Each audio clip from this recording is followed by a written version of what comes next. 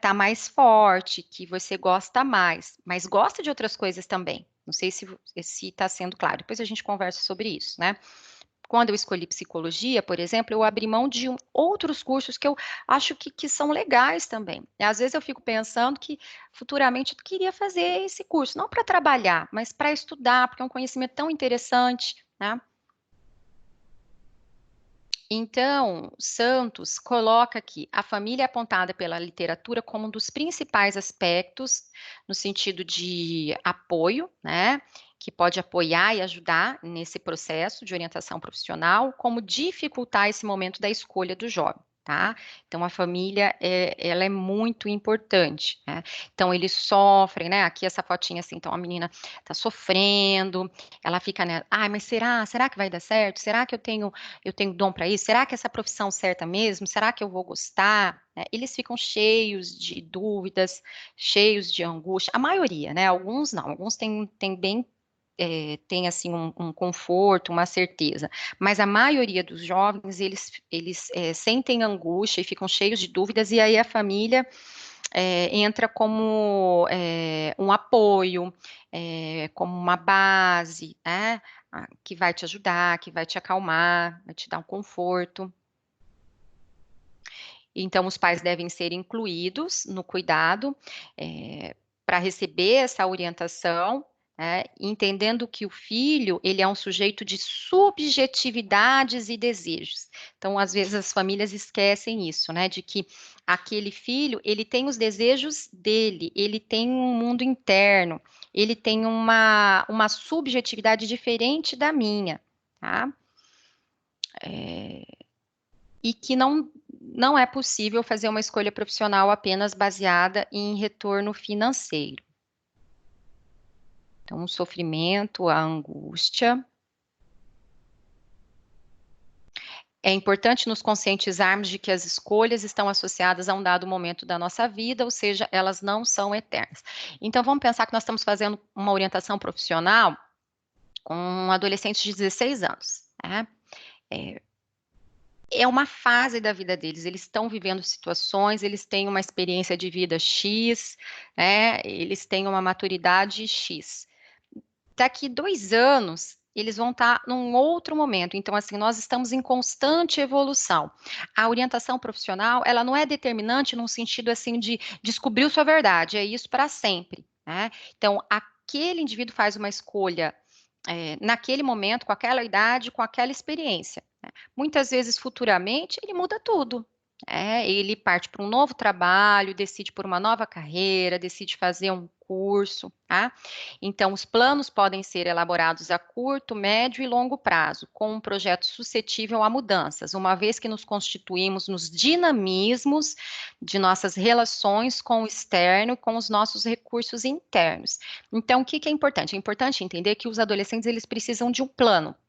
Eles precisam ter um plano. Ah, eu vou escolher tal curso, vou fazer tal faculdade. Mas é importante pensar que qualquer plano, ele está sujeito a mudanças, a reorganizações, que a gente pode planejar de novo, a gente pode fazer mudanças, a gente pode ter um plano A, um plano B, um plano C, né? Então, essa flexibilidade também é importante. O Erickson, né, que é um teórico que vocês viram no Desenvolvimento 1, ele fala sobre isso, sobre a importância de ter um planejamento. Ele diz que o estabelecimento do projeto de vida é a base para a resolução bem-sucedida da crise de identidade do adolescente.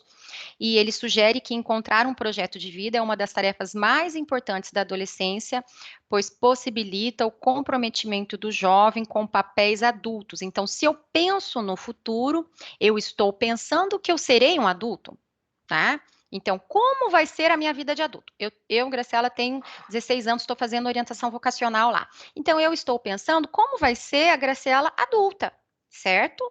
Se eu não penso no futuro, eu não penso em ser adulta, tá? Então, eu estou pensando que eu, Graciela, vou ser eternamente adolescente. Então, assim, eu não estou fazendo essa reflexão, eu não estou me preparando, eu não estou pensando numa evolução, numa maturidade. a orientação profissional pode ser desenvolvida tanto individualmente como em grupo, que eu já conversei com vocês, né? Então, vocês podem receber lá uma pessoa, um adolescente procura vocês no consultório para fazer uma orientação profissional, e vocês também podem ir numa escola, fazer uma orientação profissional com um grupo, vocês podem fazer um grupo dentro um grupo particular, né, de trabalho no consultório, podem trabalhar numa empresa, tá? Então, essa escolha depende do interesse dos sujeitos, da demanda e da orientação teórica do psicólogo, do contexto de trabalho no qual ele está inserido e do objetivo da atividade, tá? Então, existe, assim, toda uma liberdade para esse trabalho de orientação profissional. Eu fiz orientação profissional nos primeiros anos de formada, então, assim, é um trabalho muito bacana. Segundo Soares, a orientação profissional é realizada com adolescentes, utilizando a estratégia de grupos para oferecer ao indivíduo essa perspectiva de identificar-se com o coletivo, desenvolvendo seu sentimento de pertença, além de favorecer a troca de experiências, dúvidas e angústias. Então, tem vários autores que destacam a importância do processo grupal de orientação vocacional. Tá? Então, assim, tem muitos teóricos que falam, olha, é muito bacana e é muito melhor que a orientação vocacional seja feita em grupo. Aí, um passo a passo, assim, da orientação, né? Então, inicialmente, o psicólogo realiza entrevistas individuais que podem contemplar o levantamento da história pregressa, né, que é uma anamnese, inclui habilidades e aptidões que o sujeito reconhece. Então, você pergunta assim, você gosta, do que você gosta? O que você gosta de fazer? O que você acha que você tem um dom? Então, assim, é ele falando dele. Como eu disse para vocês, isso pode ser explicitado verbalmente, numa redação, né, num trabalho de apresentação de dupla, de um apresentar o outro. Depois, o psicólogo lança a mão do material exclusivo da profissão, que é a testagem, né, que são os testes psicológicos, né? Então, eu vou lá e seleciono as testagens que eu vou aplicar. Também poderá realizar pesquisas relacionadas ao campo profissional, que incluem entrevistas, tentativa de capturar o dia a dia. Então, é legal, por exemplo, quando você consegue locais para levar os adolescentes, né? Levar os adolescentes, por exemplo, lá na Embrapa. Aí você vê o dia a dia do trabalho deles, você vê como eles funcionam, você consegue profissionais lá para palestrar, para explicar para eles. Aí você consegue levá-los, sei lá, num hospital, por exemplo. Então, assim, quando você traz profissionais para palestrar ou leva esses adolescentes para ver um pouco do dia a dia. Porque o que acontece muito com o adolescente é que ele pensa assim, eu quero trabalhar, eu quero ser veterinário. E você trabalharia como?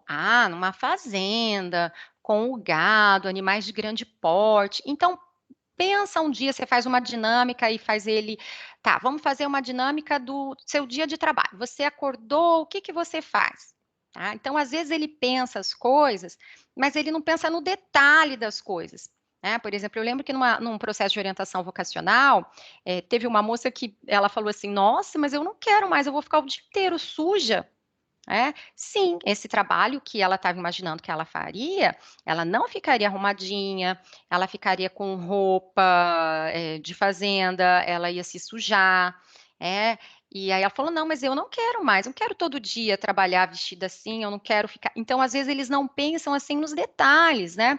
A tua profissão trabalha de que forma? Com que vestimenta? Você vai ter colegas de trabalho? Você vai trabalhar no escritório? Você vai trabalhar num local aberto?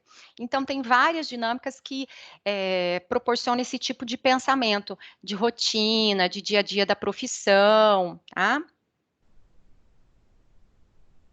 Atender os pais, ouvir os anseios em relação ao futuro profissional dos filhos e trabalhar perspectivas reais que podem contribuir para que as ansiedades e angústias sejam minimizadas, né? Então, é legal ter esse momento com os pais, seja na orientação profissional individual, seja na orientação profissional em grupo, né? Então, você pode organizar, por exemplo, numa escola, uma palestra com os pais, conversar com os pais, abrir para perguntas, né? Atender essas famílias, nos casos mais graves, atender particular essas famílias, né? E tem um modelo que a apostila traz, que é o modelo da BOC, baseado na sociohistórica, né?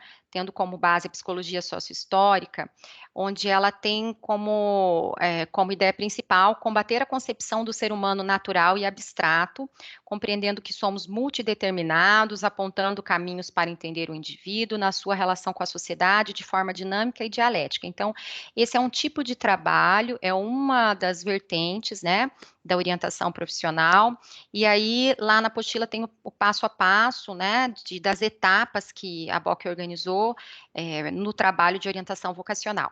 Lembrando sempre que cada um de vocês vai organizar o seu passo a passo. Vocês podem seguir o modelo da BOC, vocês podem seguir o modelo do Rodolfo, que é um outro teórico que é apresentado ali na apostila. Então, tem vários modelos teóricos, tem vários livros, tem várias formas de trabalho. E aí, nós vamos conversar um pouco também sobre o trabalho do adolescente. O adolescente trabalha, né? Então, nós sabemos que no Brasil existe o programa do Jovem Aprendiz, e nós vamos conversar um pouco sobre isso. Somos da área da psicologia, mas é importante que a gente tenha essa informação em mente de que existem as leis de proteção ao adolescente, né? Tem o Estatuto da Juventude, e nesse estatuto ele fala que é direito do jovem o acesso ao trabalho e à renda, exercido em condições de liberdade, equidade e segurança, adequadamente remunerado e com proteção. Esse é o Estatuto da Juventude. Tá? Aí aqui embaixo fala que esta legislação, que é a legislação de cima, apresenta um recorte etário entre 15 e 29 anos, sendo que para jovens até 18 anos, o Estatuto da Juventude será utilizado somente quando não conflitar com o Estatuto da Criança e do Adolescente, que é o ECA. E o que o ECA fala? O ECA apresenta ali que é proibido qualquer trabalho aos menores de 16 anos, exceto em condições de aprendizagem e estando o adolescente com 14 anos ou mais. Então, aos menores de 18 anos de idade, aprendizes ou não, a Constituição Federal proíbe o trabalho noturno, perigoso, insalubre, penoso, bem como atividades realizadas em locais que prejudiquem a sua formação e o seu desenvolvimento, seja físico, psíquico, moral ou social. Então, aqui a foto, né, dos adolescentes do programa Jovem Aprendiz com a carteirinha de trabalho na mão. Então, a condição de aprendiz ela é determinada pela formação teórico-profissional e ela obedece a 3 princípios básicos. Primeiro, a garantia de acesso e frequência obrigatória ao ensino regular. Quer dizer, esse jovem aprendiz ele tem que estar matriculado e ele tem que ter uma frequência escolar. Segundo, atividade compatível com o desenvolvimento do adolescente. Então, o desenvolvimento tanto físico como psíquico. Terceiro, horário especial para o exercício das atividades. Então, o horário desse jovem aprendiz não pode prejudicar o horário escolar e também não pode ser um horário, como a gente viu ali no slide anterior, por exemplo, trabalho noturno. Não pode. Então, a consolidação das leis trabalhistas, da CLT, é a legislação que regulamenta a aprendizagem dos adolescentes. E nesse programa, o Jovem Aprendiz, ele é um programa criado que contempla pessoas entre 14 e 24 anos de idade, cujo contrato de trabalho não deve exceder 2 anos, sendo desenvolvido por empresas qualificadas para este fim. Cabe destacar que o jovem deve estar matriculado em educação de ensino ou ter concluído o ensino médio e estar vinculado a instituições qualificadas para ministrar cursos de aprendizagem. Então, eles vão ser preparados, eles vão ser treinados, eles vão fazer cursos, para depois ingressarem no mercado como jovem aprendiz. Então, todas as empresas com mais de 7 funcionários são obrigadas a contratar aprendizes, respeitando um percentual disposto num artigo lá da CLT, e esta normativa se estende também a empresas públicas. Então, são empresas públicas e privadas que devem receber esses jovens e vai ter um percentual adequado para cada empresa, dependendo do porte da empresa. Então, aqui, olha que bonitinhos, eles fazendo treinamento, recebendo treinamento, tá? E, deixa eu ver aqui, Eu vou interromper agora a gravação.